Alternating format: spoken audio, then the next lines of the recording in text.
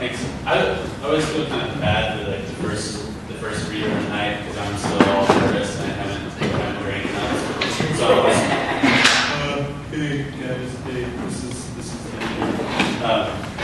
but speaking of drinking, if you drink more tonight, A, I get funnier, and B, all the proceeds from the beer and the wine go to the big car to support the space and everything that they're doing. So the more you drink, the awesomer the night is.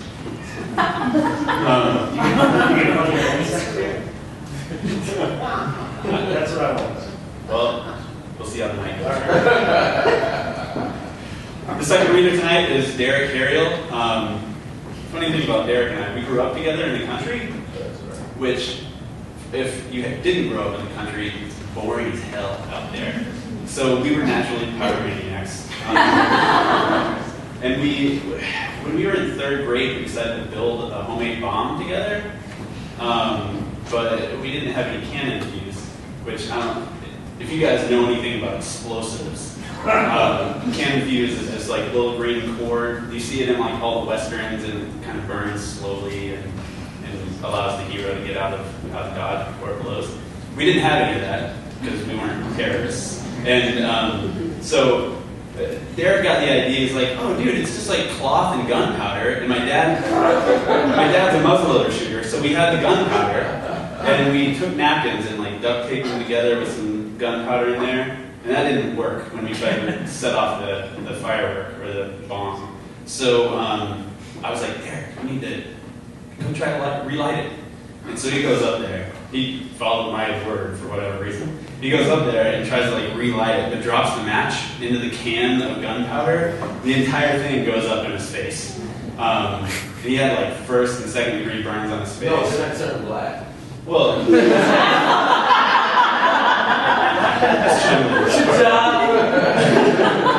So anyway, I was booking this reading, and he's like, "Dude, you still owe me one from the firework." So I put him on the bill. He's going to come read some stuff tonight. He has a book over there, Cotton. It's a new one, and I think I'm mentioning in a couple of the poems because what do you do? Childhood friends.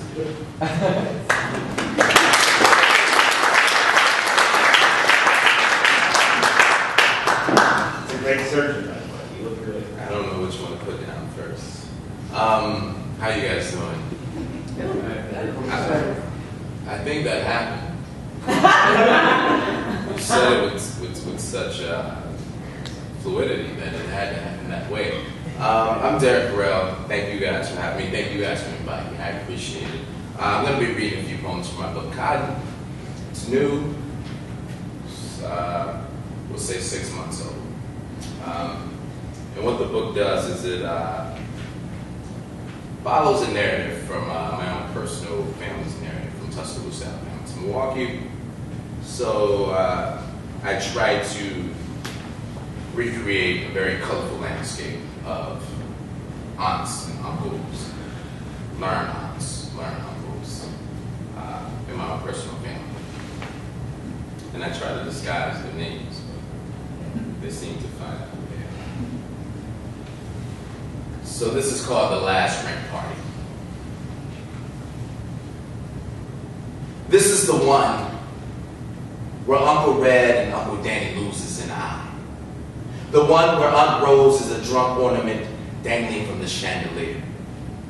$10 will get you a red plastic cup and one record request. But you better know what you're doing. Cousin Marvin don't play no bullshit.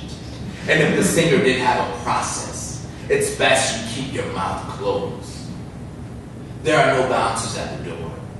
So no one saw the Ice Paper Blues name on it. And while he danced a bump with Pearl, Walt collected an unpaid pool tab from his side. Beneath the sounds of earth, wind, and fire, Blue delivered his will. The 66 Cutlass goes to Red, the empty fatigue double bag to the Veterans Club, a dog for Larry, and the Bloods for charity. After the mess is cleaned, Rose takes the count. Rent is paid, the walls will not survive. Welcome to my family. Such a fun group, right? It's like us trying to light the thing. Hello. Come on. Hello. Derrick, you talking about me?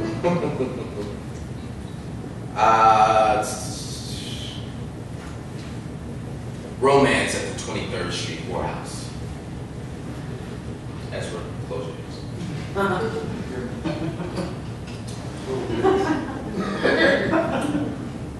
Or what the hair like Johnny walks to the party with a half-smoked roach in his pocket, a blade in his sock. Johnny forgot to bring the whiskey he promised, instead hopes to share a dime bag he's been hanging on to. Inside, they're smoking, playing spades and damaged vinyl. Johnny throws back a blow on the card table, walks in the kitchen, grabs the slits, goes looking for what, rolls him a 20. Walt's outside taking a leak. Too many drunks and not enough commodes. Outside is cold and wet. Walt watches steam boogie off the concrete. Can't remember the last time he'd been laid. Thinks of beautiful Vietnamese women he made love 2 decades ago. Blows them kisses before heading back inside to explain how erotic it is making love with a weapon strapped to your waist. Yeah, you can take everything off but your pistol. You never knew when one of them was an ambush. Tone's heard of this one before. Offers a gold-toothed grin. Tone is high and watching Donna, who he hadn't seen in 3 years. Last time they seen each other, he awoke naked beneath a mirrored ceiling. She looked even sweeter tonight. Tone winks at Donna she doesn't see. You see, she's talking to Kathy, who says she's been celibate for a month and a half. Men don't respect loose women. Donna says they're both too old to be thinking of celibacy, claims they're going to hell anyway. The 2 women slap vibes, laugh out smoke. The living room is an asylum dance floor. Damien grinds on the backside he's never seen. Doesn't know its name, who it belongs to. If it's ever seen a junkie stand on his head.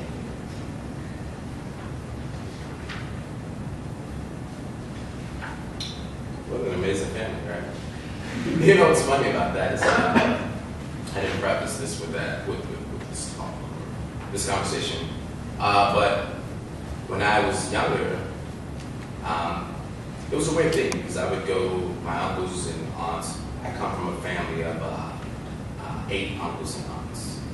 My mom was one of 9, right? So they would have these gatherings on the weekends and they would stick the kids in one room and for some reason they thought we would stay there, right? But we wouldn't, right? We would do the spy game, right? Like, so we would get on the ground and crawl into the living room and see these weird things going on. And I'm like, there's something that are in those glasses and bottles that make them change after every drink or 2. I didn't know what was so joyous about it until. But anyway.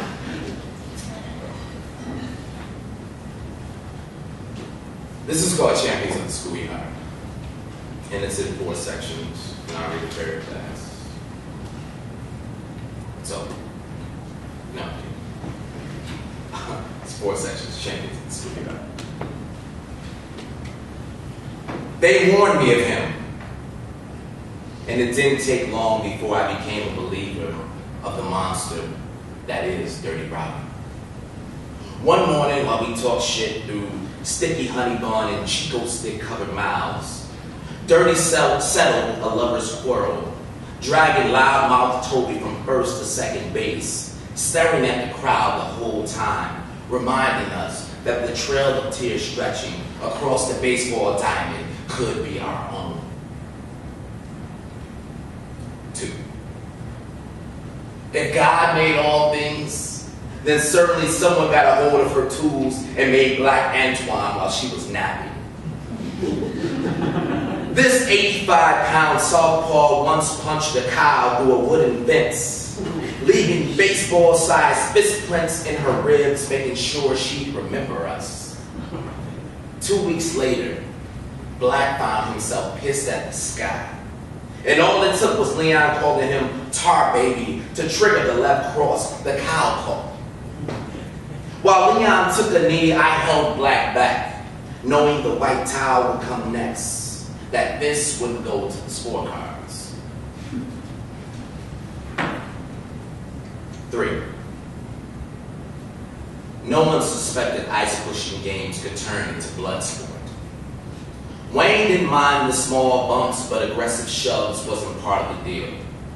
When Toby made him fall in front of the girls, he readied himself for the fight of his young life. After brushing ice off his used jeans, and with no warnings, he let his fist go. A bit of flurry of foul language. The problem was the fuck yous weren't connecting, nor did they allow him to hear the watch outs. So when the straight right came down the tunnel, he never saw it. But we all saw the strawberry icy that had left in the schoolyard. 4. The match had been planned the night before.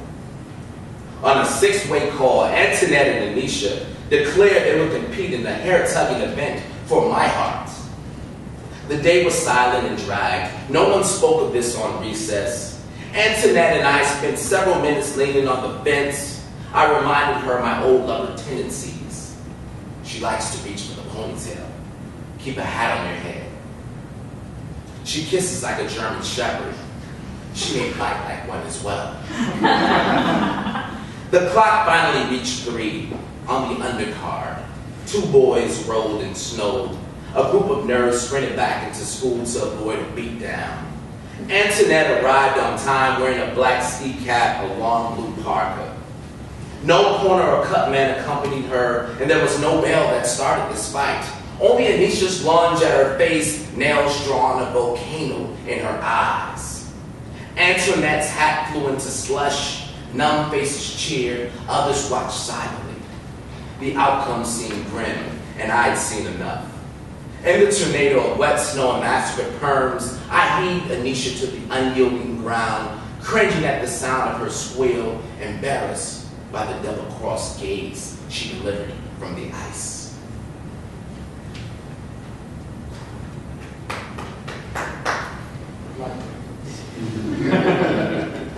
My wife listened. I'm not in that hall. I didn't know you were not so weird. I'll read one more. And Antoinette appears in this poem again. Which means she hates it. Yes, she like that. So this is called Queen Antoinette. It's Antoinette, but when I was a kid, I called her Antoinette. It's just Antoinette. Second grade. So, Antoinette of Cotton Candy. Queen Antoinette of Cotton Candy. She fell from the clouds, assuming her throne in a tiny wooden second grade desk. Our knees rattled wildly, the way captured bees in small hands at recess did. Our begging eyes danced the cabbage patch in gratitude. She was unlike anything we'd seen in this place. Statuesque the way she'd hold her hand in the air, revealing her naked palm for us, for me, for Mrs. Edwards. She'd sit still until her verse was given its proper space, and we, unworthy, attentive, spellbound audience members would soon begin believing in the power of voodoo, of purple headbands, of gold-studded earrings, and lust. One cold winter afternoon, I followed her down snow-covered blocks, curious to see the castle she would lead me to, waiting for the moat, the bridge, the horns. I hoped for dragons, so I could kick their butt with the flurry of snowballs, knowing afterwards my lady would thank me with a warm kiss, melting the snow on my lips and daydreams. On the morning of Antoinette's 9th birthday party, I paced my small room, searching for the perfect plaid combination, asking my mother if she would crease my pants. This will be the day I would confess she was the reason my parents sent me to a psychiatrist, the reason my report card showed 2s and 3s, the reason I stole my mother's gold necklace and slid it 4 seats down to her. She was the reason I had perfect attendance. That afternoon, in the sand that is Chuck E. Cheese, Antoinette and I found ourselves lost in fireworks around plastic balls and dark tunnels. While other children played arcade games, we hid from the world, grew old, discovered how hot mouths can make a child feel born again. Afterwards, we sat with parents eating pretzels, pizza, and cotton candy. And I sat stone, exhausted, red-faced, in need of her mother's cigarette. Thank you, guys. Yeah.